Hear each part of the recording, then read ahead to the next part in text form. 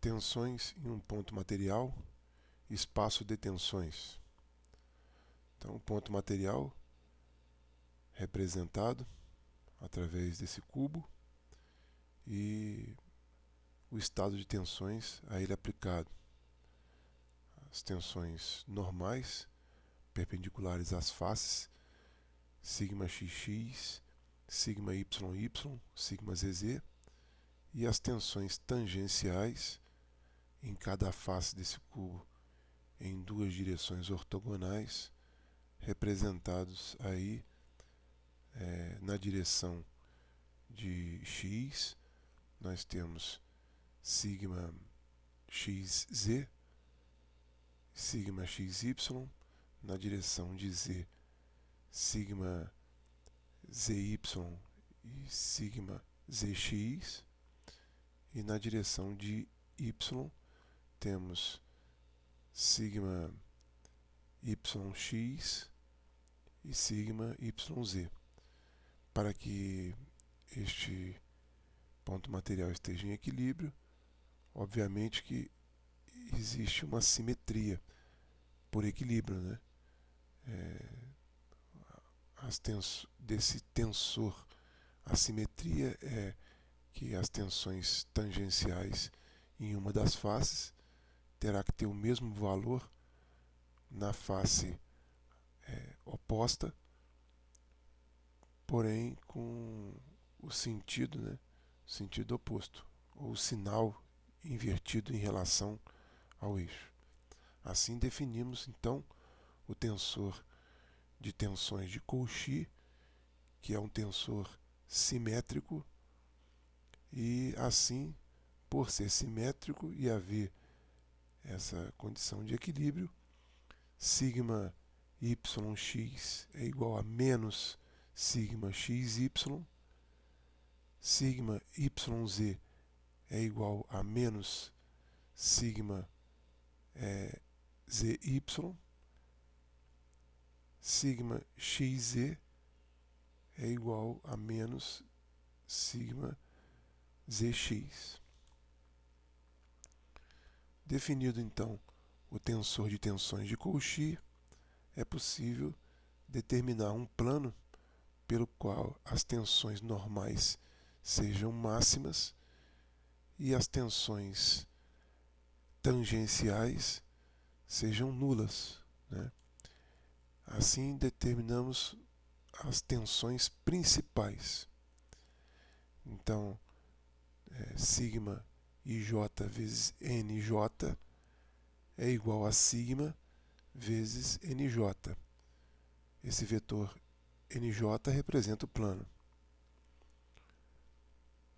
Passando sigma nj para o lado esquerdo e multiplicando, colocando nj em evidência, o sigma, como estamos falando das tensões normais, e multiplicamos pelo delta de Crone ij. Para que esta tenha valores reais, o nj tem que ser diferente de zero. Então, o primeiro termo da multiplicação, o módulo do primeiro termo da multiplicação, deve ser obrigatoriamente igual a zero. Desenvolvendo, nós temos essa equação, né, do terceiro grau, essa equação tensorial do terceiro grau, onde os invariantes são dados pelo o valor de J1, é o traço do tensor de tensões, né, sigma ii, ou seja, a soma da diagonal principal, sigma xx mais sigma yy mais sigma zz. O J2 é o segundo invariante, dado pela metade da multiplicação do tensor de tensões, né, do produto do tensor de tensões por ele mesmo. Aqui o desenvolvimento, né, do J2, do segundo invariante. E o terceiro invariante é 1/3 de sigma IJ, sigma JK, sigma KJ, ou seja, é o determinante de sigma IJ, que é esse determinante que estamos apresentando aí, né? Assim, podemos também decompor, né, o tensor de tensões da seguinte forma: sigma IJ igual a P, que multiplica delta de Kroner IJ mais SIJ.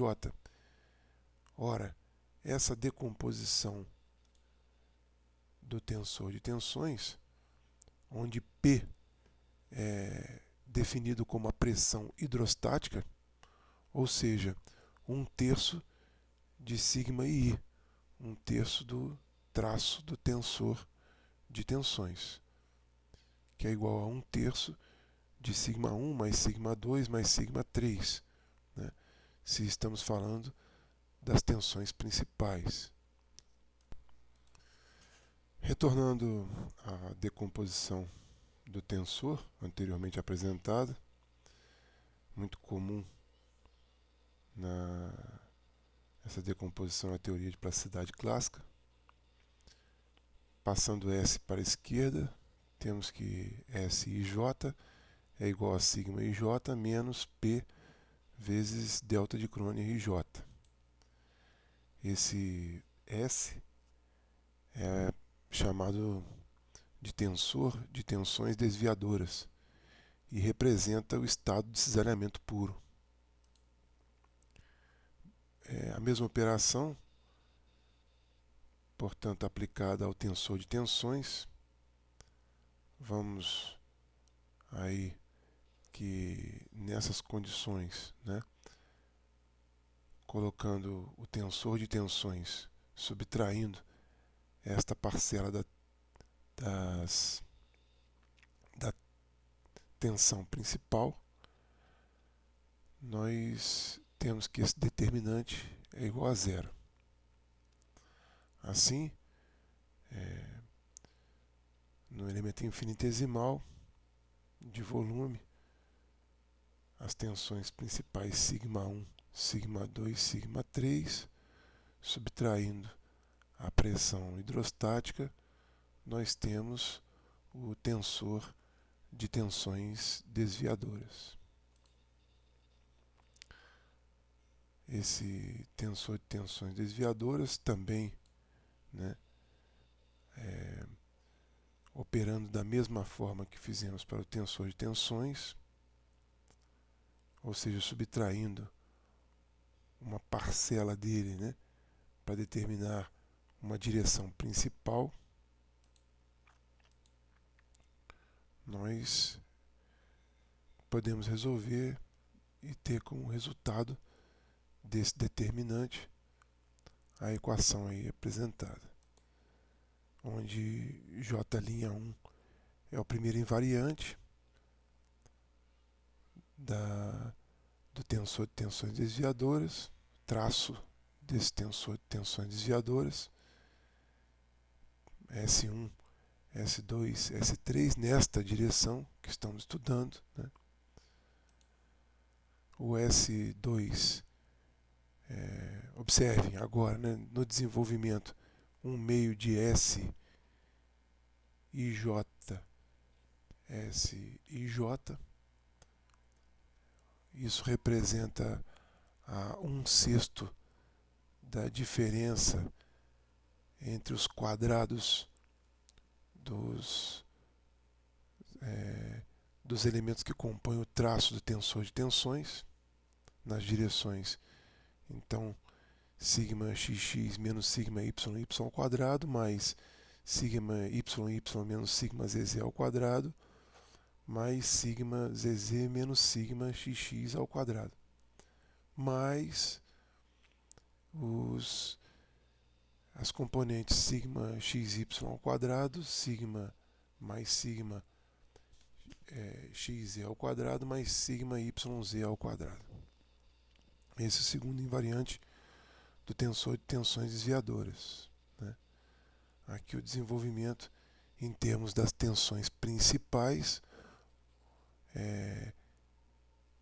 e aí em termos das tensões principais, a parcela, né, das componentes de tensões tangenciais, elas se anulam, né, sobrando apenas a primeira parte aí que se refere aos elementos da diagonal principal do tensor de tensões principais.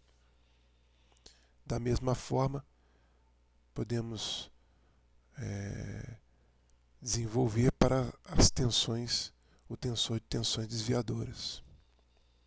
O J3, que é o terceiro invariante do tensor de tensões desviadoras, é 1/3 também, né, de sigma IJ, sigma JK, sigma KJ. Ou seja, representa o determinante de SIJ. Produto, né, da diagonal principal aí, S1, S2, S3. Definindo então o plano octaédrico, que é um plano cuja equação dada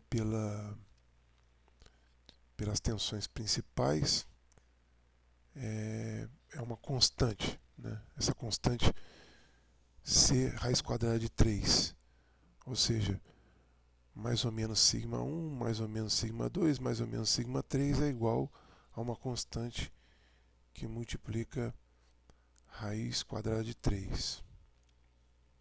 Assim, definimos aí o plano octaédrico, né, em termos das tensões principais, sigma 1, sigma 2, sigma 3. Esse N é o vetor normal que vai dar aí a tensão normal octaédrica. Observem que a componente também tal é a parte tangencial da tensão octaédrica. E aí nós temos essa tensão, né? Essa tensão, estado de tensões, sigma, um estado qualquer, né? Sigma IJ vezes NJ. Né? Para um estado de tensões quaisquer, temos aí a possibilidade de decompor esse estado de tensões desse plano qualquer no plano octaédrico, em que nós temos normal a direção do plano octaédrico, o sigma octaédrico, a tensão normal, e a tensão tangencial octaédrica em termos das tensões principais. Retornando então ao plano das tensões octaédricas, estamos falando aí de uma família de 8 planos, né, dado pela equação mais ou menos sigma 1, mais ou menos sigma 2, mais ou menos sigma 3, igual a C raiz quadrada de 3, em que C é uma constante, aí representado no espaço sigma 1, sigma 2, sigma 3.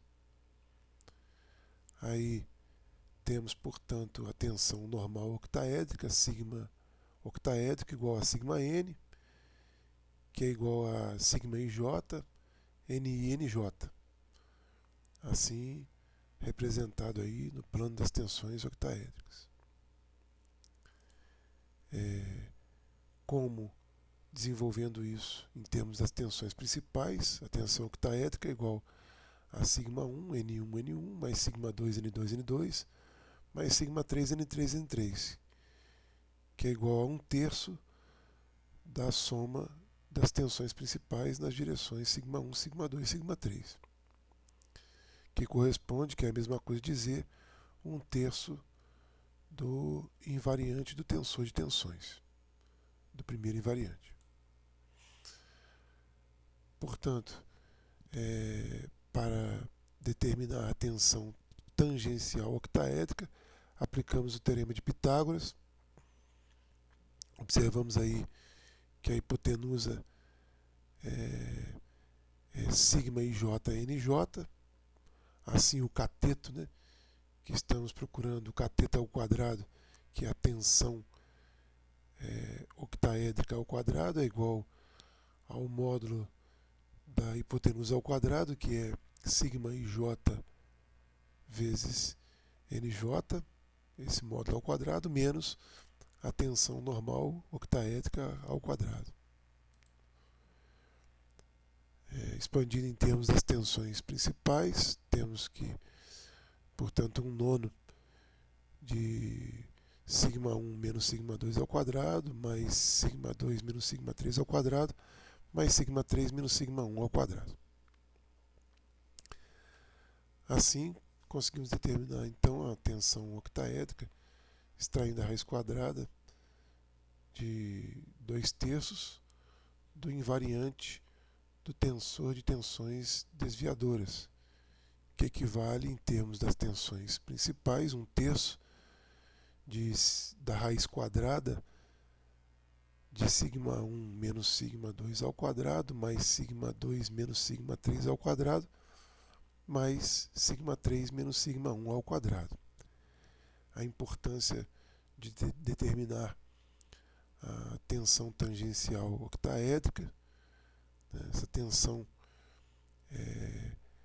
que depois a seguir nós vamos ver aí a aplicação prática. Né. Bom, para determinar a falha do material, nós utilizamos a teoria de plasticidade clássica. Né. Assim, temos a condição de determinar a falha, pelos critérios de falha. E aí é comum nós decompormos o tensor de deformação em duas componentes. O tensor de deformação, da mesma forma que o tensor de tensões, epsilon IJ é igual a epsilon IJ na fase elástica, mais epsilon IJ na fase plástica. É importante que a utilização da falha, para que a gente obtenha os critérios de falha, a teoria de plasticidade clássica é aquela teoria matemática das deformações irreversíveis, independentes do tempo. É aplicado para casos, né, de escoamento de materiais e ligas, né, que se comportam, cujos fenômenos viscoplásticos sejam insignificantes.